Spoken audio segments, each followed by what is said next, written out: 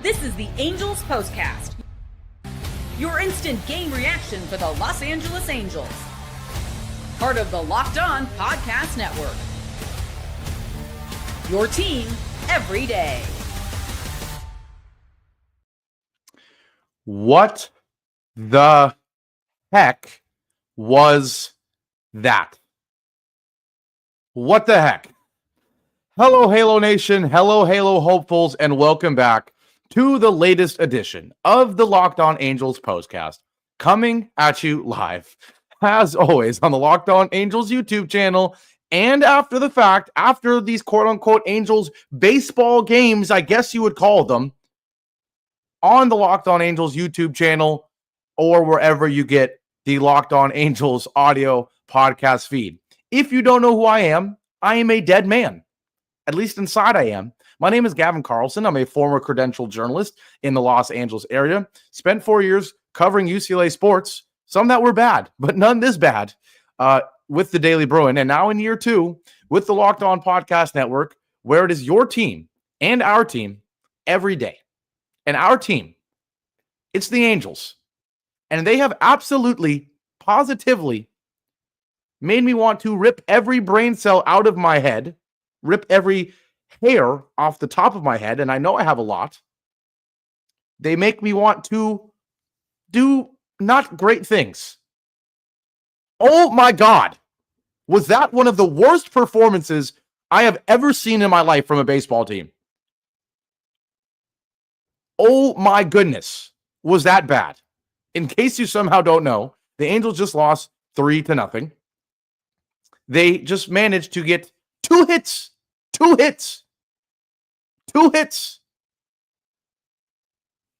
They struck out 12 times against Andrew Heaney. How fitting is that? And have now dropped the first 2 in a series against the Pittsburgh Pirates, who were 8-15 coming into this series. One of the worst performances I have ever seen from a baseball team in my life. And I have seen teams get no hit. I've seen teams get perfect gamed. And you can make an argument that there have been better performances from a team that got no hit than what we saw today. 2 hits. And just some of the most embarrassing at-bats I've ever seen. The most embarrassing first 3 innings from a lineup I have ever seen. Shout out to everybody in here. Shout out to all of you. Appreciate it so much. Seeing a lot of the regulars. Angel Antonius, Akura Man, Hank, TFL, Larry, Green Kid, Brandon, Angels Win, Amateur, Newbie, Dave, Jaden. Shout out to all of you and everyone else. But I am flustered. I am furious. I am everything after this game. The only reason you watched this game and got to the 9th inning with your eyeballs, with our eyeballs, is because the pitching for the Angels was good tonight. Sure, you gave up another 11 hits, so good might be a little friendly, but at least you only gave up 3 runs. It was a 1-0 game until the 5th. It was a 2-0 game, a 2-run game until the top of the 9th inning. Still, it was a 3-run game. The tying run was on deck in the 9th inning, despite this performance from the lineup. But I'm almost furious that this game was close. This is the type of game you just want to lose 15-0 and turn off in the 3rd inning. I cannot believe we had to sit and watch that crap. Now, screw a turning point. We'll get to the player of the game, but what the heck am I going to be talking about? This is what you'll be talking about. I'm just flabbergasted. Ron Washington, what I'm going to be talking about is who in the heck do we blame for this? Who do we blame for this? Because if there's one thing all of us were clamoring for and begging for, it was Ron Washington to change the lineup, right? And he did that. Major change. Sure, he didn't really ruffle or change too many guys, But the fact that you go from Taylor Ward leading off every game of the season to Jorge Soler leading off, Taylor Ward hitting cleanup, that is a major change. You go Soler, Neto, Trout, Ward, d'Arnaud, good God, d'Arnaud. And he was one of the 2 hits. How ironic. d'Arnaud, Shanuel, Rengifo, Paris, Adele. Against the lefty, right? And Andrew Heaney, who, past history aside, right? And previous bias aside from all of us Angels fans, I know the ERA is actually pretty darn good. He now goes to 2-1 with a 1.72 ERA through 5 starts. He struck out 31 guys through 31 in the 3rd innings. He's got a .77 whip. So the bro has been absolutely dealing. But man, I don't care. Because anybody who watched that game with their eyeballs in the first 3 innings saw that this guy was just throwing 89-mile-an-hour fastballs right down the freaking middle. And we didn't even put the ball in play. Jorge Soler starts out the game, striking out on a fastball right down the middle. Zach Neto, thank goodness he's back. But boy, is he rusty. 3-2 pitch, fastball, outside corner, swing and a miss, struck him out. Mike Trout, it doesn't matter who was pitching. It didn't matter how this game was going. You know that Mike Trout's going to strike out. But surely, after the first two guys do, of course, on 1-2, you get a fastball pretty much down the middle, swing and a miss. What? Not a changeup below the knees, not a fastball at 98 above the letters, not a slider on the corner, down and in, down and away, not even a changeup right down the middle or a curveball right down the middle. A 89-mile-an-hour fastball right down the freaking middle, and you can't even put a bat on it. And so shout out to the Super Halo Bros, the Frisch Bros. Obviously, you know who they are. They do the Daily Show. They were on Twitter from the Locked On Angels account tweeting one key thing, which is that Andrew Heaney, he has a great spin rate on his 4-seam. And so there is more movement on that 4-seam than you would typically see, right? They are absolutely right for pointing that out. And that's why they're the best in the business, that they're going and doing that research mid-game, right? But that being said, and this is not taking anything away with the point they were making because they're absolutely right. But that being said, it's one thing if because of the movement on the 4-seam, there was weak contact. The Angels hitters were not even making contact on 4-seam fastballs right down the middle. It makes no sense to me. No sense. Genuinely, I think if you put the Angels in the NL and made it 2016 or something, I'm pretty sure that there are multiple pitchers who are getting base hits consistently on 89-mile-an-hour fastballs right down the middle. Are you kidding me? Are you kidding me? That first inning was one of the most embarrassing first innings I've ever seen. And so I'm like, man, it can't get any worse than that. Oh, wait. How about doing the exact same thing in the second inning? Taylor Ward, not in the leadoff spot. And boy, oh boy, did he look like a cleanup hitter. Swing and a miss. At least it was a pitch outside the zone. But he said, you know what? I'm going to strike out on a pitch, not just outside the zone, but so bad that on MLB.com, when you look at it, the ball is actually touching the left foot of the fake batter in the image. It's in the batter's box, and that's what he swung and missed at. So it's either a 4-seamer right down the middle or something at your feet. Then d'Arnaud comes up. What in the heck do you think Travis d'Arnaud was going to do? Fastball kind of up and in, I guess. And whoa, it wasn't 89, 90.4. Whoa. Calm down, Ben Joyce. Swing and a miss. Nolan Shanuel. Oh, a new look. It's a lefty. Maybe we're going to see some sliders on the outside corner, some curveballs on the outside corner that are going to be the swing and misses, right? Nope. Sinker, down and in.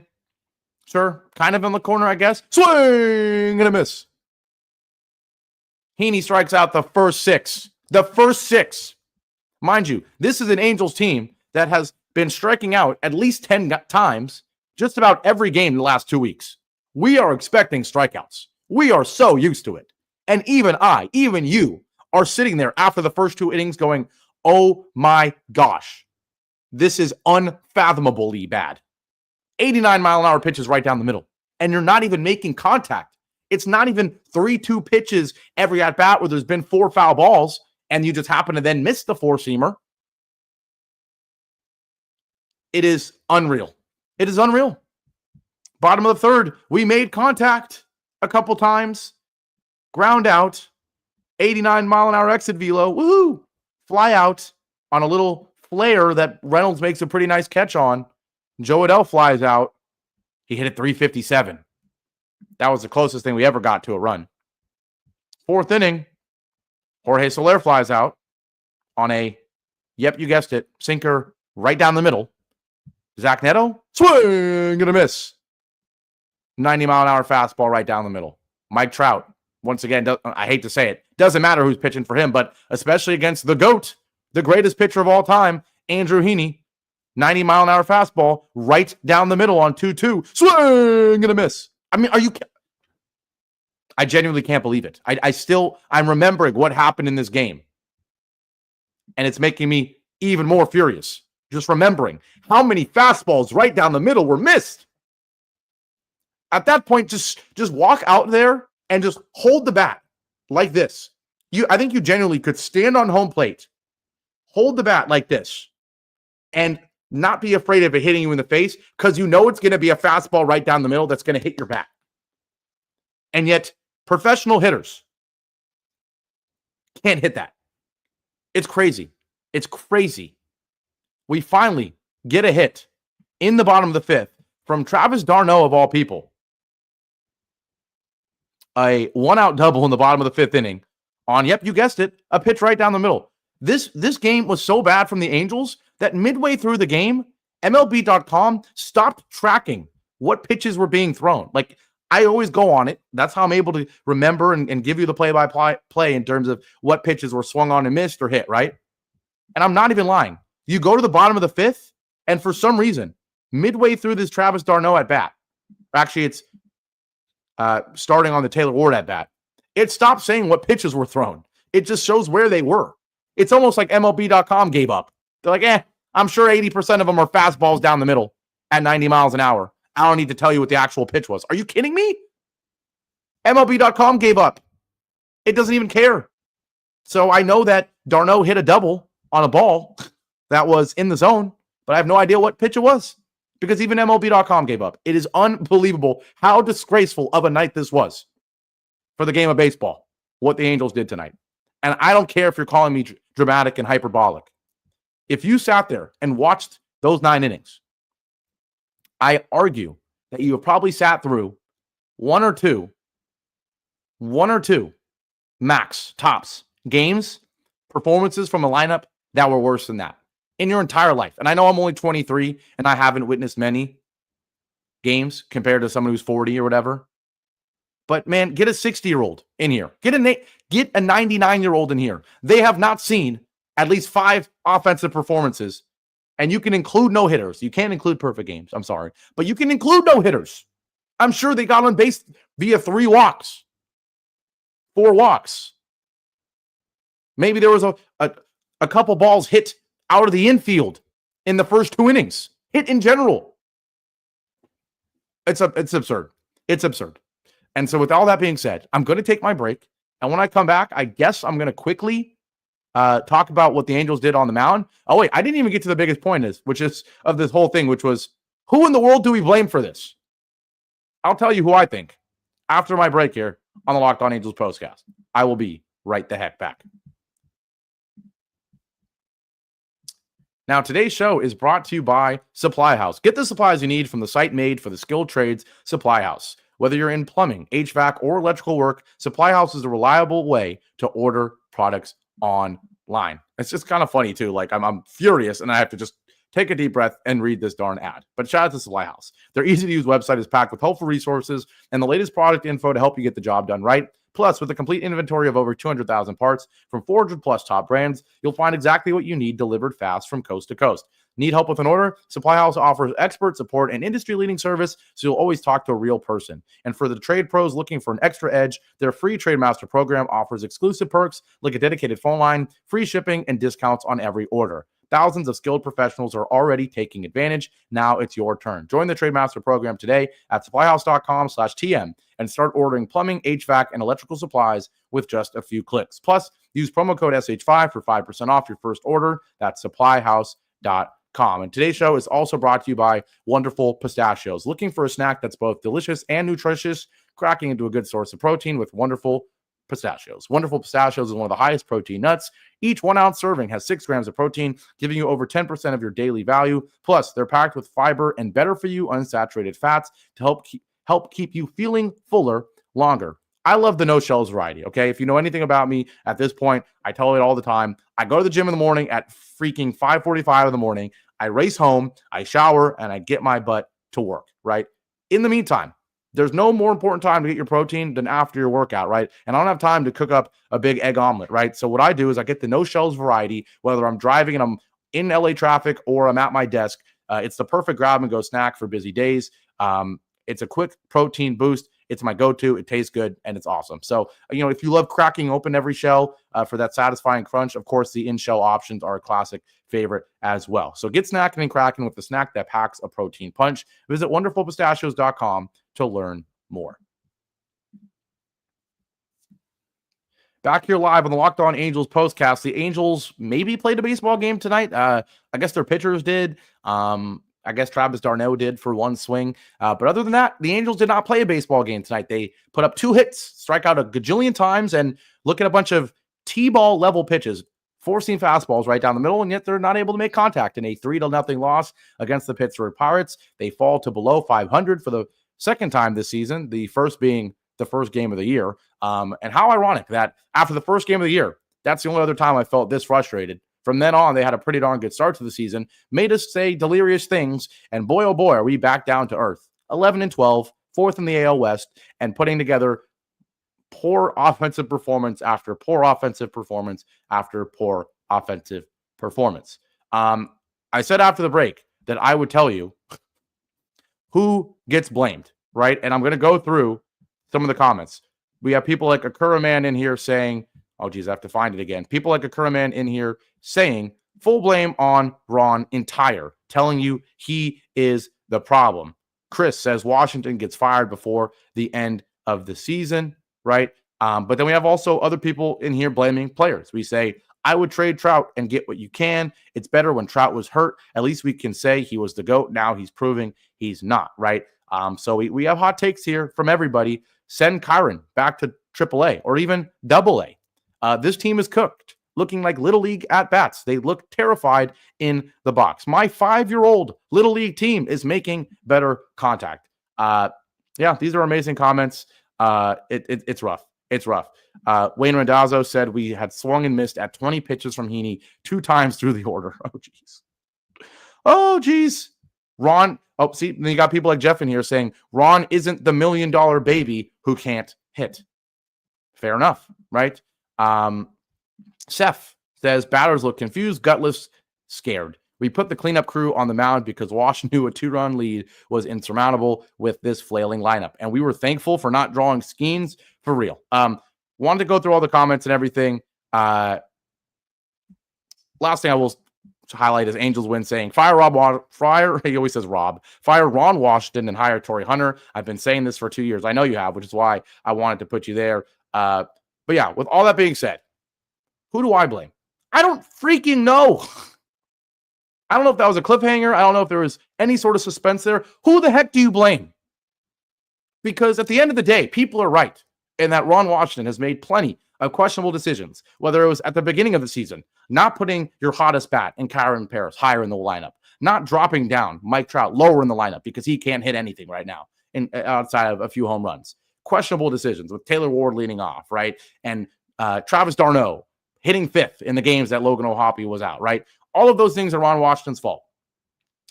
But I don't care if he was managing, if Torrey Hunter was managing, if you were managing, if I was managing. If I can't have professional baseball hitters hit a 89 miles an hour fastball right down the middle, then what the heck am I supposed to do as a manager? I don't know. Now, sure, should a manager, a competent manager, have said, guys, adjust, choke up your bats, maybe drop down a bunt here or there, maybe sit fastball. Crazy concept. Maybe you should sit fastball. Expect it. I would rather see you swing through your shoes, Taylor Ward, on a slider in the batter's box. At least I know you were sitting fastball, than having guys late and missing 89 mile an hour fastballs when it's the only thing he threw for the first 6 at-bats. So I don't know. There is a valid argument on both sides. I would say,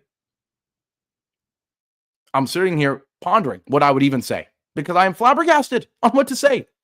I think I'm still going to lean a little bit more on the blame the player side than the blame Ron Washington side. Just because, again, I haven't seen at-bats as bad as this one. And so there's blame that needs to be put on Ron Washington, not for the lineup in this case, but maybe him and the rest of the hitting coaches saying, you got to choke up the bat. You got to sit on the fastball, right? Right? But it shouldn't take a manager for a professional hitter, let alone your best hitters, to, after 6 straight strikeouts on fastballs to start the freaking baseball game, adjust. You don't even need a hitting coach in order to change that. So at this point, it's clear that the hitting coach and Ron Washington himself, they're not making in-game adjustments in terms of coaching on how to change things. Clearly they're not, because boy, oh boy, the Angels didn't change. So you don't even need to change, or you didn't even need to judge him on that anymore. Judge Ron Washington on the vibes, on how the guys are feeling. Do they look loose? Do they look confident? Do they look scared? Do the young guys look like they're getting better and more confident? I don't know. That's, I guess, what you need to judge Ron Washington on. And I know when we made the hire and after last season and coming into this year, it was going to be, how are the young guys developing? First and foremost, how is the team playing culture-wise, right? And so I was giving him a lot of credit at the beginning of the year for, wow, this team looks a whole lot more resilient than last year's team. They look a whole lot more engaged. They look a whole lot more happy. And sure, winning helps all that. But even in games where they lost, or coming off games where they lost, or in games where they were losing and then came back and won, you saw a different vibe, a different character in the clubhouse. You saw Mike Trout smiling, even if he was going over 4 with 2 strikeouts. You saw Travis d'Arnaud smiling, being a leader, even though he was a useless guy in the lineup, right? And you saw it contributing to wins, right? But the fact that now you're losing, you're reminded that in terms of X's and O's, Ron Washington has left a lot to be desired his entire tenure here. And so when there's also no life, no fight, no passion, no resilience, then what are you doing, Ron Washington? I don't know. So you better win tomorrow, period. You better. You have the better pitcher. Kohanowitz, we got to give him some sort of credit here. He had a solid start tonight. Didn't even get to talk about it at all. 6 innings. He gives up 8 hits, which isn't great. But the Pirates have proven one thing the last 2 games. They're going to get a lot of hits, at least against the Angels. Fortunately, you only give up 2 runs. You strike out 3 guys. You give up a home run. Detmers comes in, has another great performance. Gives up 2 hits in 2 innings, strikes out 4. Detmers is the only positive in this ball game. It's now back-to-back performances where Detmers has been the only positive. Right? But I don't know. I don't know what else, guys. I don't know what else to say. So you better win tomorrow. You've got the better pitcher on the mound. Tyler Anderson is absolutely feeling it in 2025. You need to have some life on the bases. And gosh darn it, if I see what I saw the first 2 innings again tomorrow, I might turn it off. I might. Oh, and I forgot to mention, this is actually a big thing. And I'm so livid that I forgot to mention this. This is a big point. Tomorrow is TBD on the show, unfortunately. I know I've said that a few times this year. There's only been one time where I actually wasn't able to do the show, and that was on Sunday for Easter. The Angels are 11-12, but I am, 22-1 in terms of putting on shows in games the Angels have played. It might be 21-2 tomorrow. For those who aren't aware, I work for the Clippers. Clippers are having the first ever playoff game at Intuit Dome tomorrow night, right around the time the Angels are playing. So very much TBD in terms of if I'm able to peel off at halftime or peel off in the third quarter and do the show and then run back in the fourth. I only will know that in the moment, if that makes sense. So I will certainly keep you guys posted as I always do. I will, make a post on the YouTube channel saying whether or not the show is going to happen or what would need to happen for the show to happen. But just know TBD there on that one. Vinny in here saying, don't even bother. Just enjoy basketball. Yeah, I mean, I'm not going to lie. It's hard to look at this performance and say I'd rather leave a playoff game than to talk about this team. But again, I still owe it to you guys. That's my job and also what I told you guys I was going to do, right? So if I am able, if I am not working, then I will do that. Do the show.